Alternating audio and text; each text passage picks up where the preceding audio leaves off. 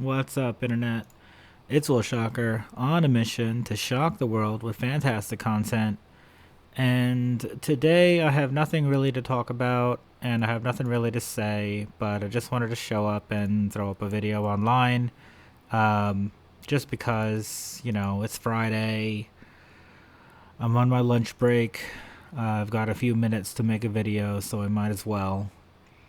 We're just doing some gathering on Albion. Tonight I'm going to be playing some Final Fantasy 14 at twitch.tv/WillShocker and this page youtube.com/@WillShocker. And, I'm just doing my thing, my daily activities. Feel free to hit the like button if you like my content.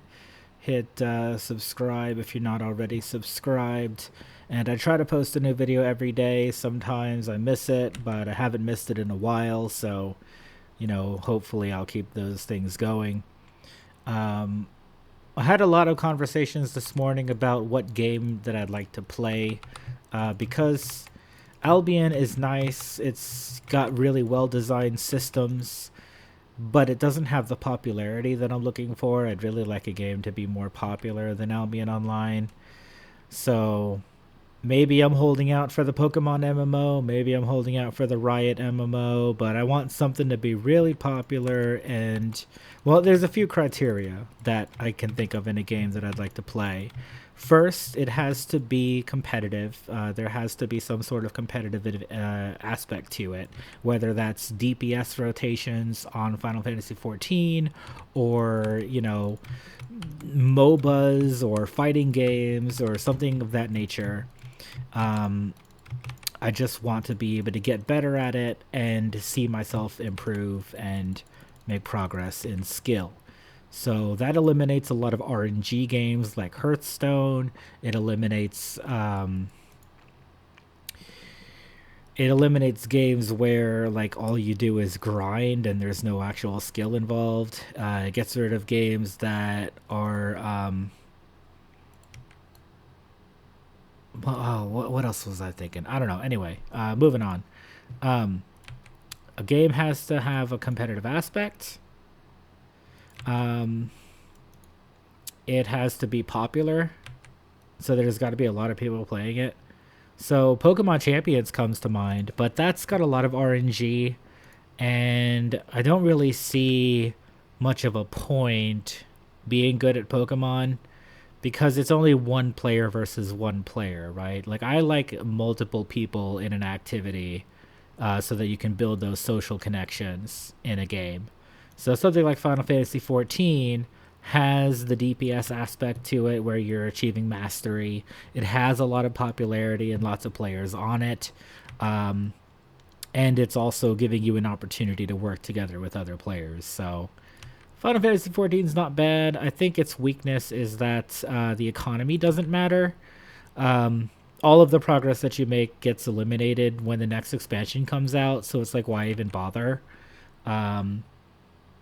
Like when I was playing the Endwalker endgame and doing the Savage Raids and all of that, it just like it didn't feel like it mattered because no matter how hard I worked on it, you're still going to get your gear at the max level, and then the next expansion comes out and your gear is garbage, and now you have to go and grind for new gear, and then you're not even going to be able to use that gear on anything because none of it matters. Like, there's no underlying economy. Like, yes, you can buy and sell items in the game. You can use the market board or whatever, but they're not going to make a significant impact on your gameplay.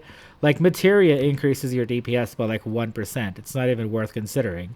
But so that's an example of an economy that doesn't matter, right?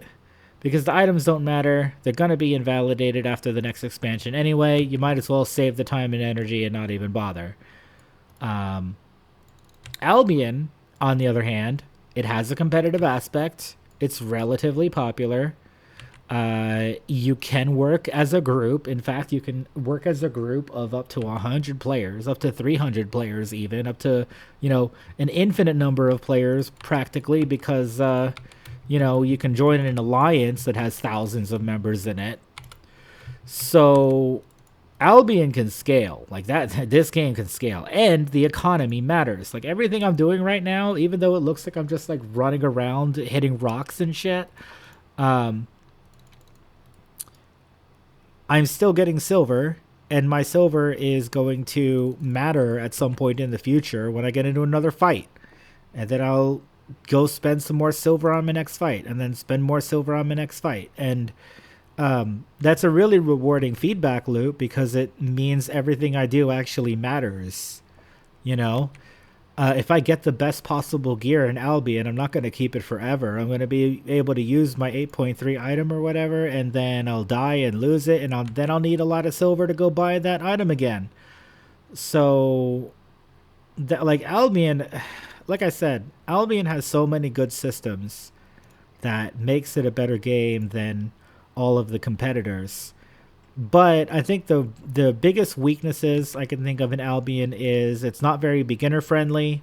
You really have to learn the meta in order to get anywhere in Albion, and I think the new player experience is not the greatest. Um, it's really weak in PVE. It's very strongly PvP focused, and I don't think that that's necessarily a great thing. Um, because the casual ecosystem, I would say the casual player matters more than the hardcore player because you can't have any hardcore players if you don't have casual players. So the game doesn't have a whole lot to offer a casual player.